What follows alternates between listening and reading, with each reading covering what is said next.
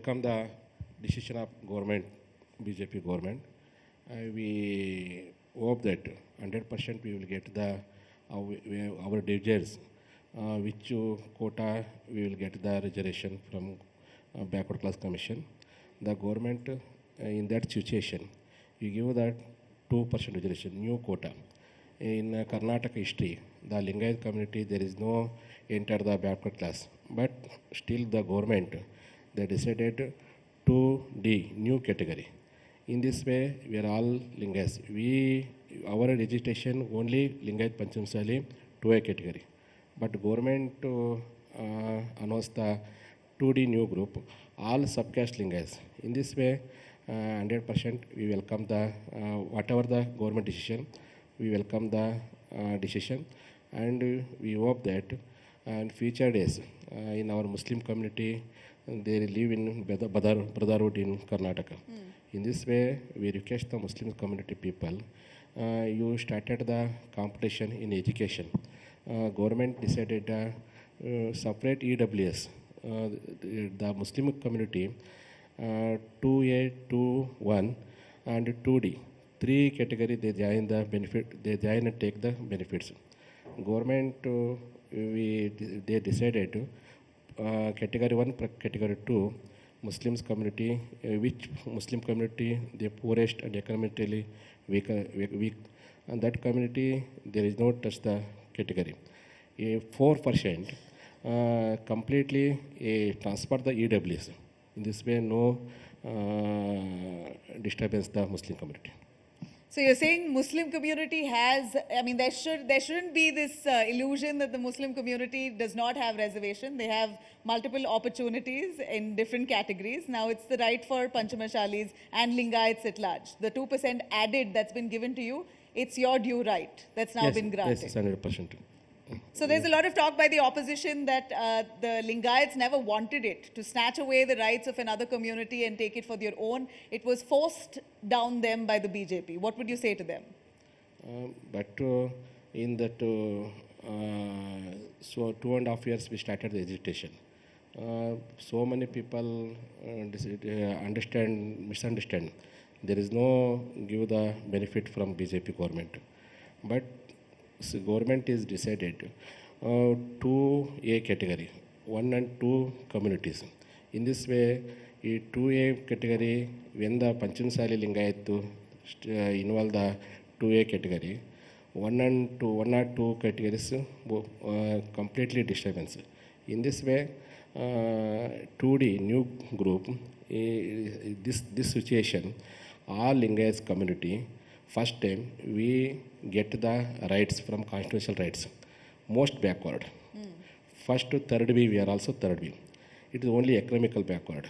The government decided we give our justice from Lingayat community, economical backward to, from economical backward to most backward, right. Socially and educational backward. It is the first victory we get the 2D position. So you're saying this was due, it's finally come to you. Right. Sir Jaiprakash Hegde, you're the one who's, produced or presented the survey report before the government, of which the government quickly framed this new reservation policy. But now that reservation policy has gone to the Supreme Court does not seem too happy, calls it haphazard, and said not due research was done into formulating this new reservation policy, which has now become almost a debate and a poll plank for the BJP ahead of elections.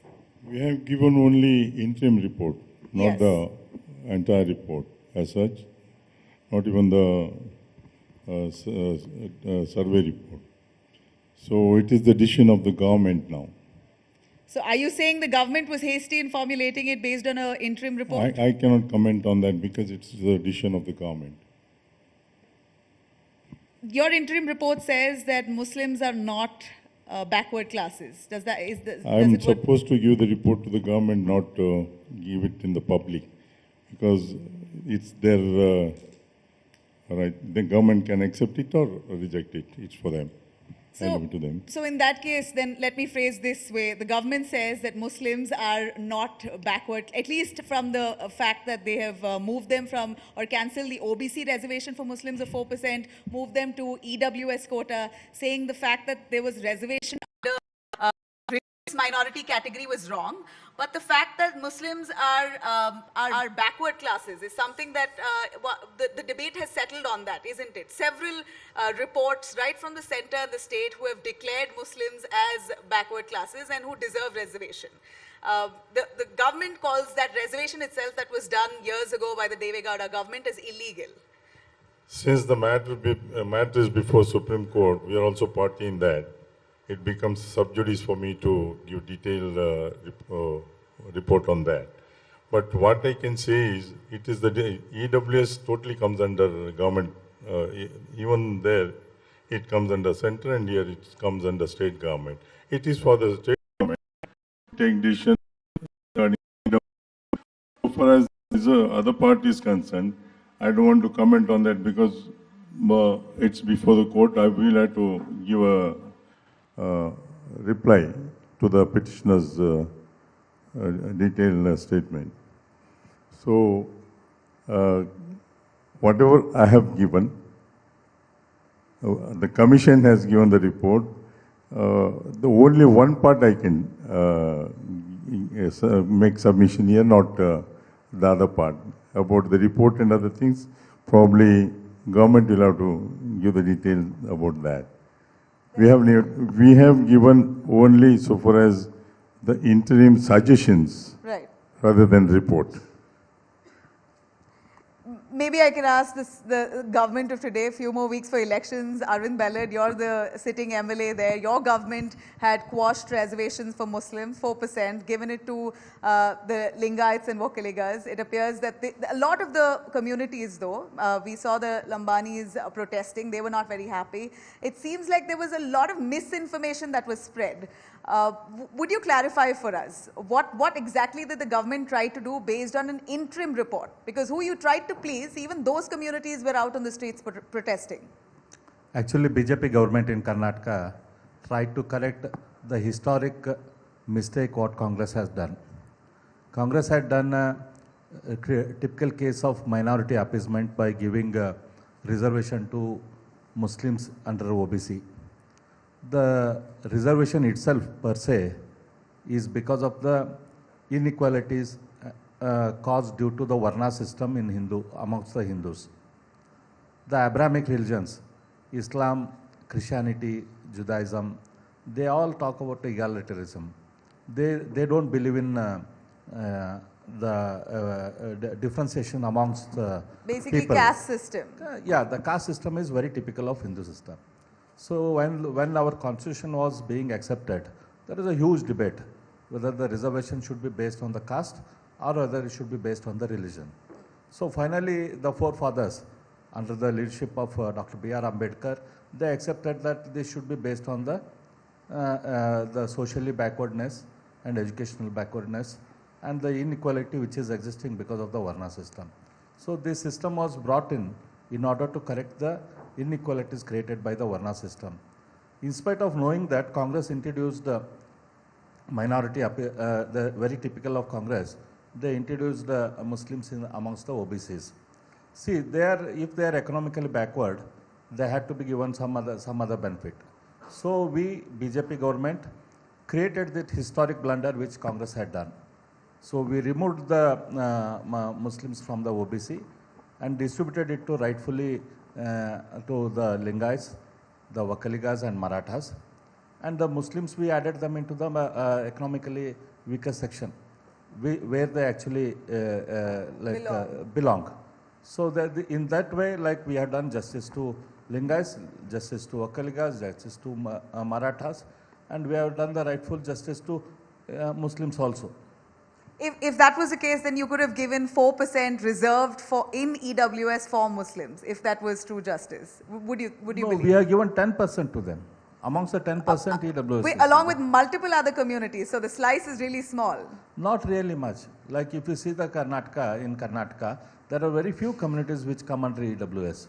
There are like Vaishyas, Brahmins and Muslims. Very few communities under in EWS. It's a bigger chunk, in fact. You have Brahmins also in the EWS? Yeah, of course we have Brahmins in EWS. So it's basically economically backward.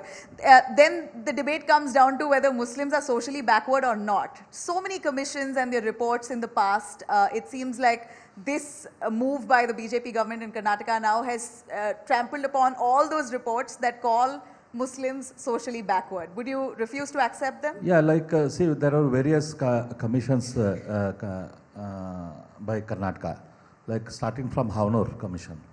Havnur Commission said, like they categorically said, Muslims are not socially backward. Then came the Venkat Swamy. Then came the Chinnappa Reddy. All these three commissions have not categorized Muslims as socially backward. So even the Mandal Commission, it very clearly says, I can even read it out for you what is said in the Mandal Commission.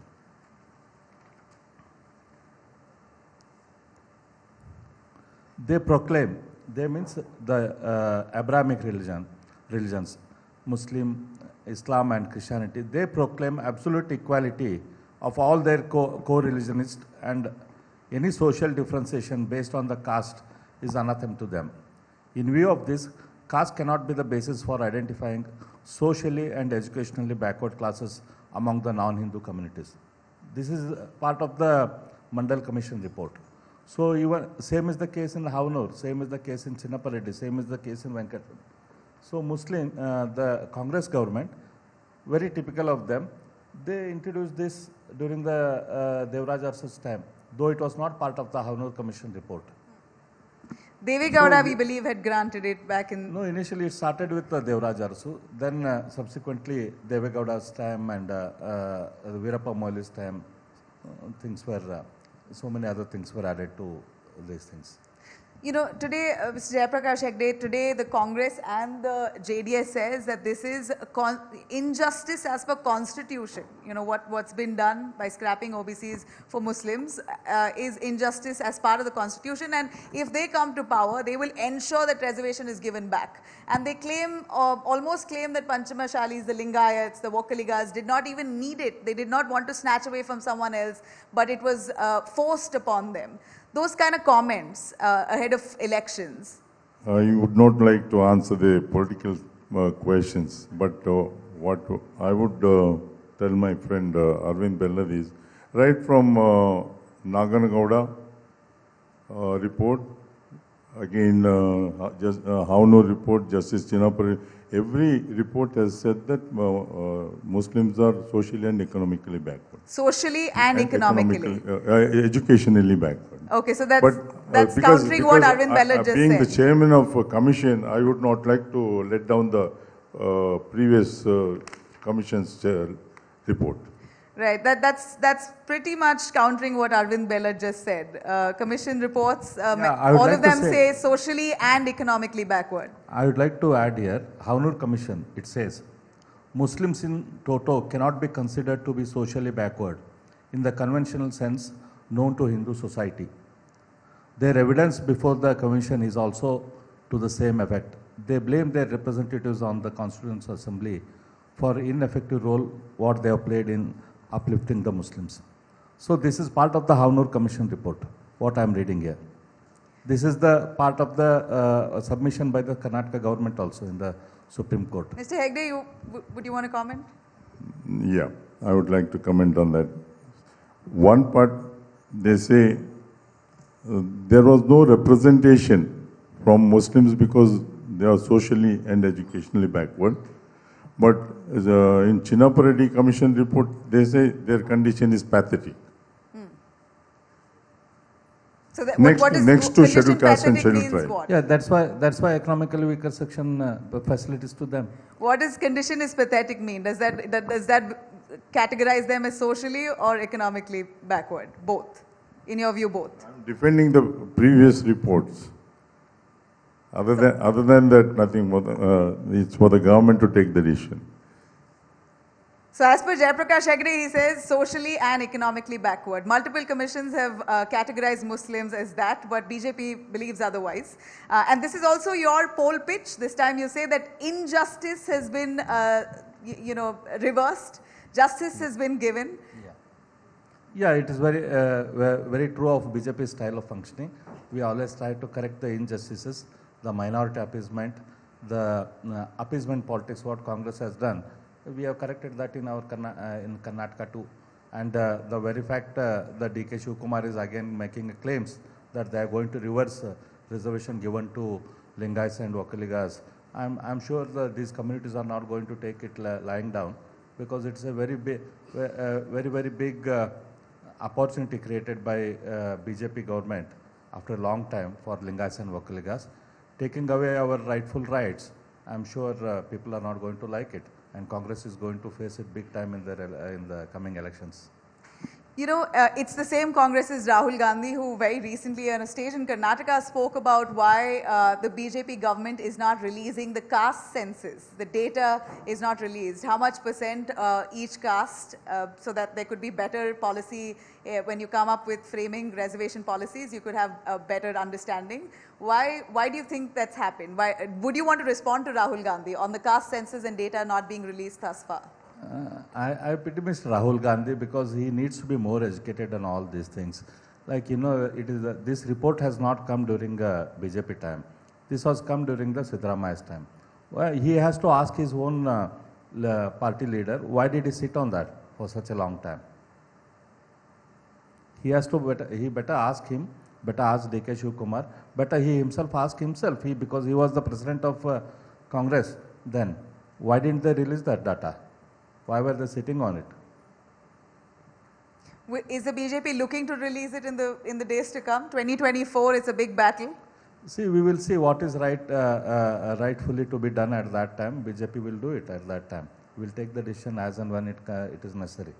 We won't expect it before Karnataka elections, I'm sure. Certainly, before Karnataka election, it may not happen because now we cannot take any decision. Whatever decision has to be taken, it will have to be post elections. But look at it, Mr. Bellet. Again, since you're in the government and Mr. Jayaprakash Hegde wouldn't want to speak on that, I'm really asking you this question. 50% to 56%, the reservation quota has increased here in Karnataka. And now with the EWS 10%, it goes up to 66%. Your maximum itself, which you're allowed for every state, is 60%. What led to this overshoot? Was it poor judgment? The Supreme Court has noted it, and now by the time you rephrase it or reframe it, none of the communities, including the Lingayats or the Vakaligas, who ideally believe they've benefited from your new policy, will benefit from it anywhere in the near future. It takes years now for it to be implemented. Need not be, like it depends. I'm sure our judiciary is sensitive to the needs of the people, needs of the condition of the people in Karnataka. I'm sure they'll take a quick decision on this.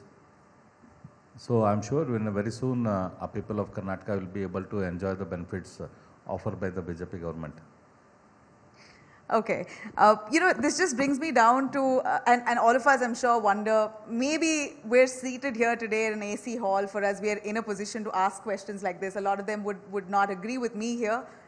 But in the 21st century, in a day like ours, is reservation really needed at all? And I know that BJP is a party that would want to treat everyone equally. In fact, you all have been to a certain level anti-reservation. So today, Karnataka's whole political scenario is surrounded by this reservation debate. Yeah, of course, the reservation is very much required in our country. Like we are in a situation, like as you rightly mentioned, we are in a AC hall. Yeah. There are lakhs and lakhs of millions of people who cannot afford, who have not experienced a AC hall in their lifetime. They live in slums, they live in very, very poor areas, they live in very interior areas. Those people are not given the same opportunity as you and me are given. So so naturally, like a boy who has grown up in slum and whose parents are completely busy meeting their daily needs, they will not have enough time or enough exposure to give the required exposure and required push to the kid. So that boy cannot be compared with my kid or anybody else's kid who are having these kind of benefits. So till this kind of issues exist in the country, reservation is required. You know, but the sad part is that usually or seldom you see the true affected communities benefiting from the reservation or the quota system. It's usually people generations after generations benefiting from it. Even if they're doing well, because they belong to a certain caste and community, they benefit from it. How do you stop that? So that's one more rightful step what BJP government has taken, the internal reservation amongst SCs. So amongst the SCs, there are certain SCs who are taking the maximum benefit. Yes. So Karnataka, for the first time in the country probably, has taken a step where there is a reservation within reservation. The backwards amongst the social SCs are given a separate reservation. In that way, we are trying to address that issue also. Yeah, well, that was really a master stroke according to the BJP, but we saw the Banjaras, the Lambanis coming out in hordes to protest, many of them attacking B.S. Yadurappa's residence. It was shocking. I'd like to ask Mrutyunjay Swamiji, what would you say, sir? We saw the Banjaras, the Lambanis protesting, very unhappy with this reservation that was internal reservation within the ST. Would you have a view on that? First time in Karnataka history, the government has decided re-engine the reservations. It is the, we told that it is the one first time, it is the revelation for reservation. Because when the Lingayat community we started the agitation, that time government completely, in which community agitation for reservation, completely they decided SC/ST and Lingayat, Wakkaliga. So many community, they hope that they welcome the reservation. Lambani and Bovi community, some misunderstand that reservation. In this way, we request the government, you convince that community, Banjara and Bovi, another communities. In this way, we thought that once the government, we convince the all SC and SC community in internal reservation and how to give the separate reservation, how to give the increase of reservation. And that situation is very important. The government convince the another communities. Mr. Jayaprakash, would you be able to tell us this whole caste system and reservation, policy making itself is so complicated. You make one community happy, you're always disappointing the other. We don't have authenticated data. Survey report. So that is required now. That's one part. And other thing is bring in creamy layer policy to all the categories. So that the family which has got the benefit of reservation should not get again and again from this policy. Maybe one other suggestion, that's my personal view, not Commission's view. Every family, the family which has not got the benefit of reservation should be given first preference. Right. Or category 1 and 2, last preference. I don't say they should not get, but give preference to the family which has not got the benefit of reservation at all first, so that every family will get the benefit of reservation. Isn't this a no-brainer? Why do you think no government has come up with this They should setup? think about it. We all think about it on a regular basis. It is for the government to answer. I cannot answer that. We think of it on a regular basis. The families who have benefited from reservation, their next in kin should not, because they're already in a certain position. Maybe those who haven't benefited from it should be more deserving. Mr. Bellid, would that be a pitch for you if the BJP comes to power here in Karnataka? See, any system, there are no perfect systems. Systems need continuous improvement. These kind of debates should happen. And typically, like the upper echelon of these SCs and SCs, they should come forward with these suggestions. They should come forward with the steps towards this, because they are the ones who resist this kind of changes, because they have benefited, their children are benefited, they want their grandchildren also to be benefited from this system. I think we need more open discussion on this, more debate on this, and I'm sure they will also get convinced, and so I'm sure the system will go through reforms again. Okay. Now a few political questions as we're coming towards the fag end of this. Mrutyunjay Swamiji, there is a narrative that's now been unleashed that first it was Congress that was anti-Lingayat. Now the talk is that BJP is anti-Lingayat. You're really the face of the Lingayat community. Why don't you tell us, I don't know if you can show us your allegiance to which party today, but do tell us this whole political narrative around the Lingayat community and whichever side it sways. Lingayat community, when the government, in the Karnataka government established the union, after constitution, Lingayat community, we supported the first Congress in easing up the leadership. After we supported the Ramakrishna Gade, after we supported the S.R. Bommai, and when the Congress party, we neglected in our Lingayat community leader Rajendra Patil. That time Lingayat community supported J.H. Patil. After J.H. Patil, there is no leadership. In this way, when the disturbance in the coalition government JDS and BJP, that time we supported the leadership of Yediyurappa. Still today, I am very happy. First time the national party we discussed the choosing the Lingayat CM. It is very happy. After the election, whatever they take the decision. But debates started in Karnataka. Congress also started the Lingayat favorable comments. BJP yesterday in Yediyurappa House they decided that our future go after in future election after election we choose the Lingayat CM. I am also happy. Whatever the decision after election, but Congress and BJP already allotted the Lingayat CM post, Jagdish Shettar, Bommai and Yediyurappa. In this way, Congress government, we request the Congress party, we announce the Lingayat CM in future days. So the Lingayats want a Lingayat CM, Vokkaligas want a Vokkaliga CM. The BJP and the Congress scrambling to please two dominant castes in Karnataka. It's very interesting. Elections are just around the corner and we're waiting to see what happens and which community eventually finds themselves on top. Right? With a Lingayat CM face, of course, the Lingayat community feels oh so powerful. And I think that's just the beauty of India and a curse. On both ends you could look at it. But Mr. Bellard, Jagdish Shettar, a strong Lingayat leader leaving your party. B.S. Yediyurappa, who's claimed to be sidelined. You have now Ishwarappa also, who stepped aside. A lot of leaders within the Lingayat community who typically supports the BJP are now away and slamming the party for ignoring them. Do you think this will hurt your primary core vote bank? No, absolutely not, because the Lingayats know where their interest lies. If you see last 50 years history, from 1970 till today, only during 9 months period, there has been a Lingayat Chief Minister under Congress. That's when they announced Mr. Virendra Patil as the next Chief Minister.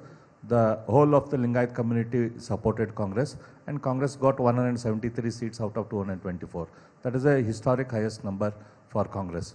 Then within 9 months, the Congress government under leadership of Rajiv Gandhi removed Mr. Virendra Patil.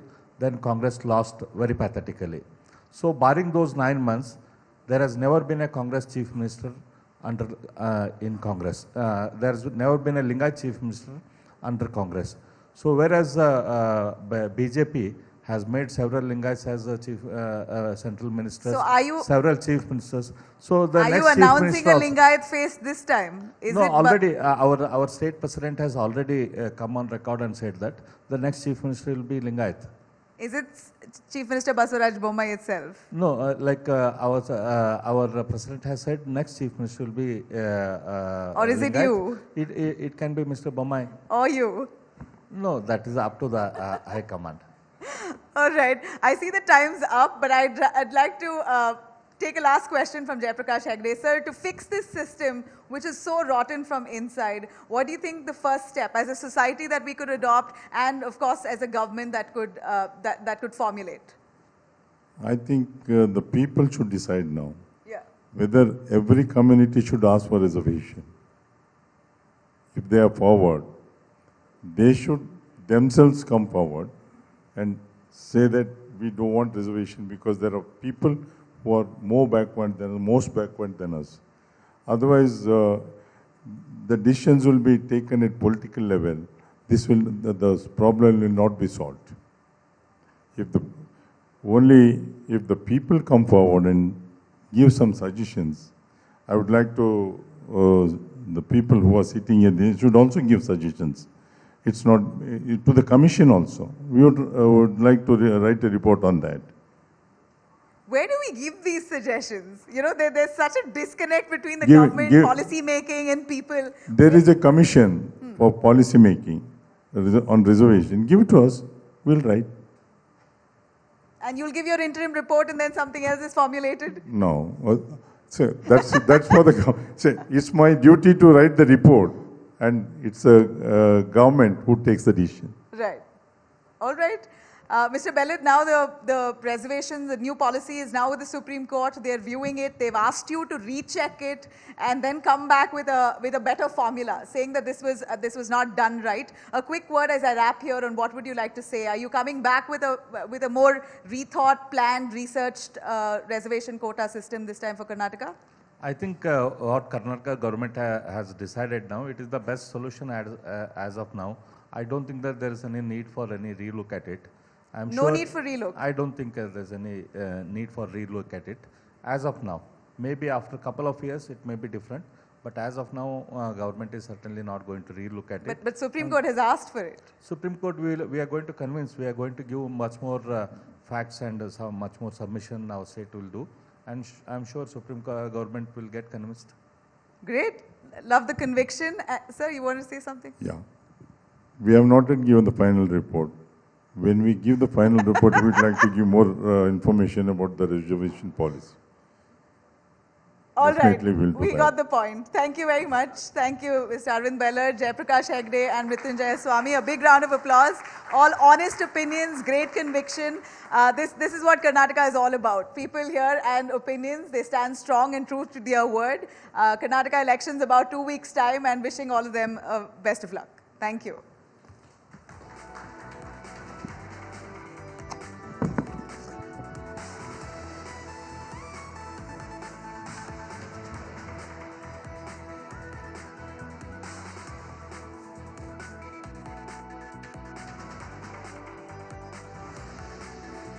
Thank you very much, our panelists, for joining us. It was a nice, fiery debate. I'd like to welcome our next panelist, K. Annamalai. We're just setting our stage. Just a few minutes, we'll have Tamil Nadu BJP President and co-in-charge for Karnataka BJP for the election season.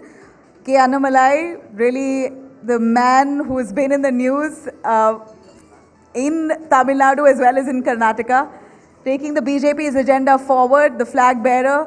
He is now in Karnataka helping the BJP campaign and making much noise. He will really be speaking extensively of BJP's war in the southern part of India. Karnataka is the first state that the BJP has come to power in the southern state. Annamalai there will give us a little insight into what the BJP's prospects look like in various different southern states.